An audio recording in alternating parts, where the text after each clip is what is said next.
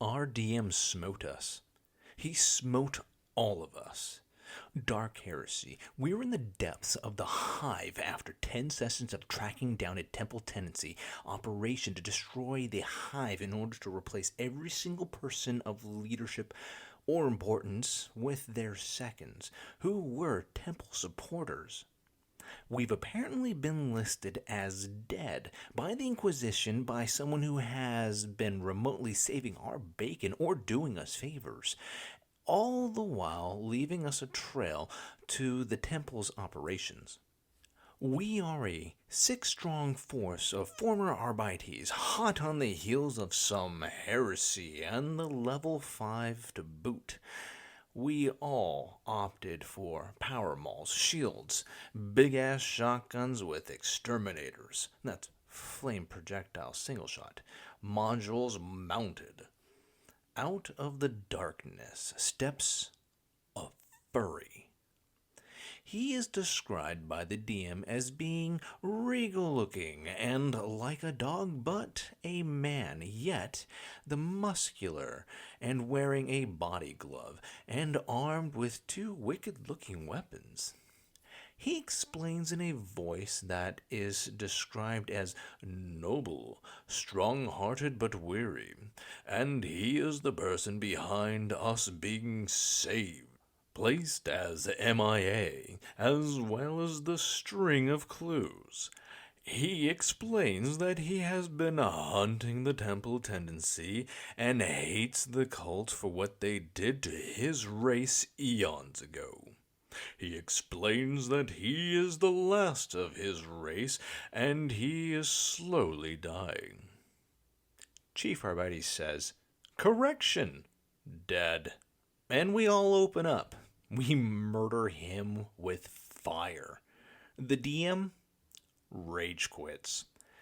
The next week, we find out that the DM is a closet furry, and this was his way of coming out to us, and that DMPC was his avatar. I guess we should have realized it was important when he described every detail of his muscle-bound dogman for about 5 minutes. Oh well, suffer not the mutant. Round 2. DM of the above rage quit kinda got upset for a while, but eventually found his people. And by his people, I mean the store contingent of fox-tailed wearing fat people. I have nothing against fat people, but I do have something against people who claim to be furricuted for their lifestyle choices when their lifestyle choice involves being a gigantic douche to anyone who doesn't share their love of really weird shit. Anywho, he manages to dry his eyes and decides to start all over with a more professionally minded and more serious inquisitional party. And here I thought I was doing my job, right? I have a gun. I have a gun that shoots fire. There are things I do not like. I shoot them with gun. Problem solved. His new game that is super serious is closed to people who are not serious role players, which means people who are furries are welcome, whereas the rest of us must enjoy being normal people who enjoy goofing off. Just when you thought all dorks were united, right? So he says we can join his game if we make serious characters. So his party is full of furry playing furries. He explains this as they are from an ancient alien race that once helped humans, but humans turned on them, blah-de-blah-de-blah-de-blah-de-blah. They have an ancient secret agreement with the Inquisition per their super secret scroll arrangement with the Emperor at the start of the Imperium. I realized this could not stand. No furries in my 40K. Chaos abominations are fine. Sure, they're okay. They exist to be burned. Furry races of furries that retcon the whole setting? Not a fucking chance. Not this guy. When I wore a badge and a gun, I had a copy of the uplifting primer in the glove box of my cruiser, and damn it all, nobody is going to ruin my 40K. Begin operations. Ruin Dark Heresy for fur at local game store and also pick up some nachos. We're bad at naming things. We infiltrate the game in pieces, each member playing something the party doesn't have. Normal humans playing non-brain damaged members of society that actually have jobs and don't live off of mommy and daddy as they go to art school, which they use to excuse to draw as much fur porn as possible. End of mini rant. Re-roll up, open-minded. Mechanicus monkeys.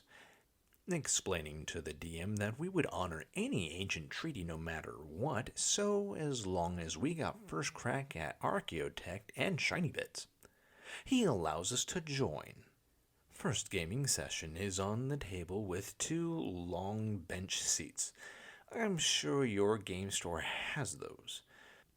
On one side is the Coalition of the Willing, made up of the trio of Tech Priests, all level 5. On the other side is a bunch of smelly people with fake fur trappings. Their broken characters roll up and ready. By the by, each stat of theirs is due to racial bonuses, is made up of the following formula. 30 plus 3d12. And includes special classes such as Dark Reaver and Harvester of Sorrows, and other crap that this epic level equipment, best quality that destroys all armors and has impossible range.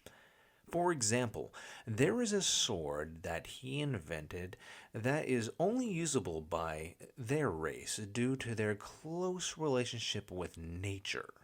This nature alignment allows him to wield a sword made of what appears to be black, ever-shifting tar that when it strikes you, takes 1d10 damage with no armor or toughness saves per turn until one of their kind heals you.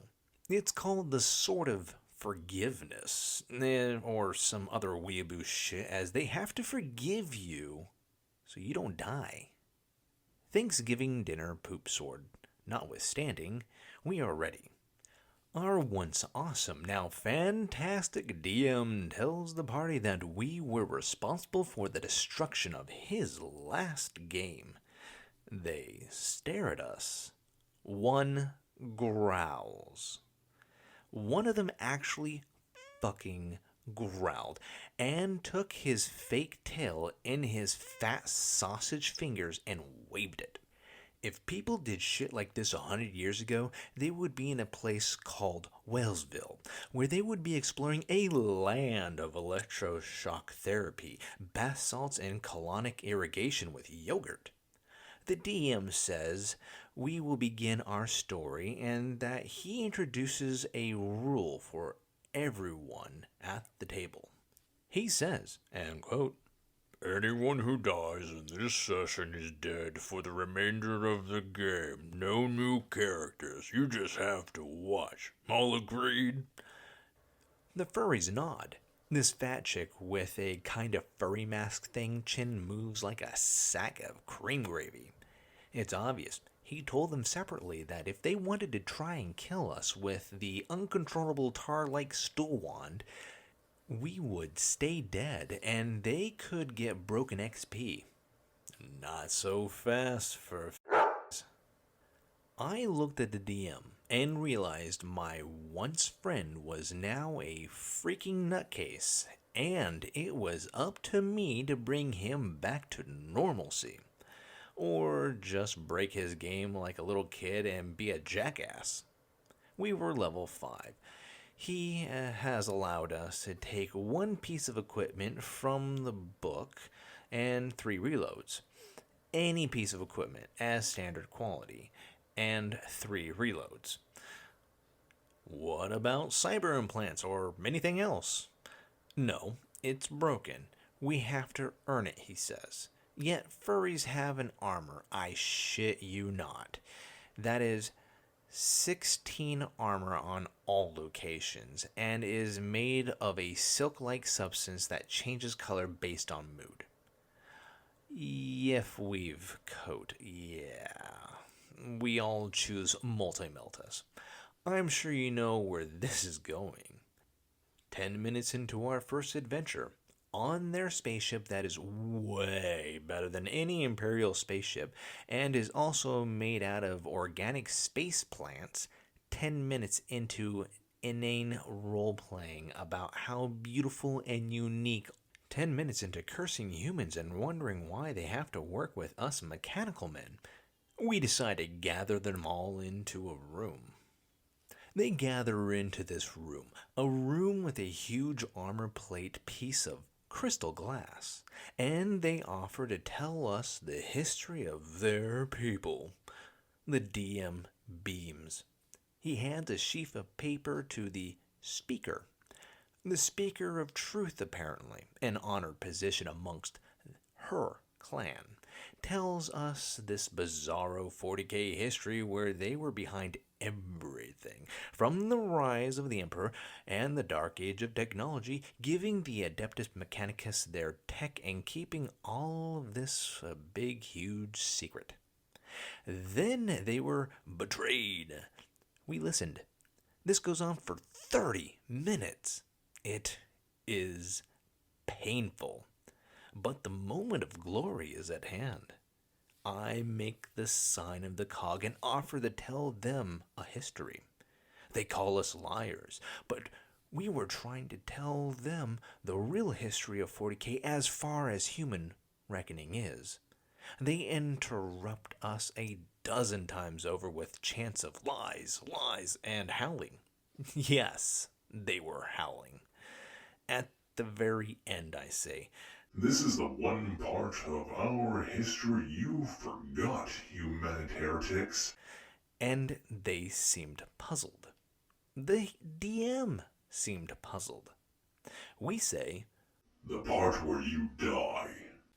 We opened up with multi-meltas, all 3 of us, overlapping fields of fire at point-blank range. The DM starts screaming at us immediately. The store owner tries to calm him down, but he keeps screaming and turns red, his hands shaking. We worked out damage to the max, as we could not miss at this range. The DM returns 10 minutes later, swearing at us and saying, "You're all fucking dead, you die, you get out of the game, you're all fucking vermin," and so forth and so forth. But as we leave, he explains that we cannot kill them due to the special abilities they all have from their belts that allows them to soak up the first 50 points of damage, something they created to prevent backstabs from Imperial assassins sent to call the last of their numbers. We left and had beers. The end.